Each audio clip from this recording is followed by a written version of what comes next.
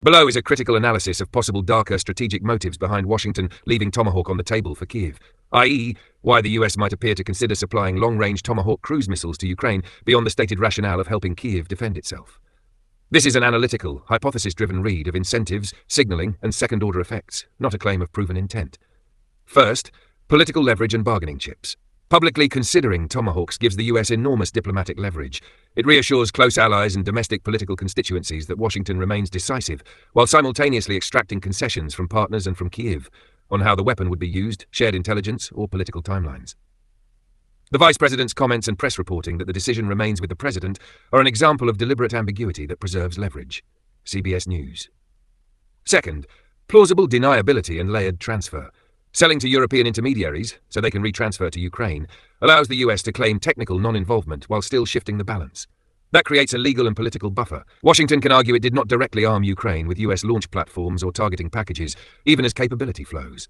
This preserves room for escalation control while increasing Kyiv's reach, a neat way to have influence without appearing overtly direct. Axio third, a calculated escalation gambit to coerce Russia into negotiations. Making deep strike capability credible on paper can be a bargaining posture meant to increase pressure on Moscow without actually firing the missiles. The mere threat, amplified in media and diplomatic messaging, could be intended to change Russian cost calculations and draw concessions at the negotiating table. That said, weapons diplomacy often hardens positions as much as it coerces them. Moscow's public warnings make that risk clear. Reuters, fourth, strategic testing of Russian red lines. Publicly exploring Tomahawk transfers is a way to probe how far Russia will escalate in response, whether rhetorical threats, cyber reprisals, or kinetic measures, while keeping direct American involvement murky. This probing can yield valuable intelligence about Russian thresholds, but it is morally fraught and raises the risk of miscalculation. Fifth, domestic and industrial incentives. Major weapons transfers serve the US, defense industrial base and domestic political constituencies that favor robust support for Kyiv. Coupled with high-profile signaling, the move can consolidate political capital for an administration that wants to appear strong on foreign policy.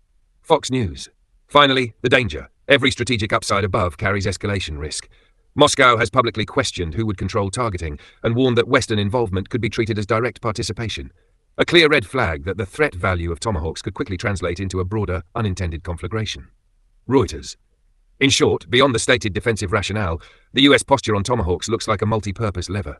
Diplomatic bargaining chip, deniable capability transfer, coercive signaling to Russia, and a way to test adversary responses, all wrapped in domestic and industrial politics. Those motives make the policy effective as a pressure tool, but also dangerous. They increase the chance of misperception, unintended escalation, and long-term entanglement.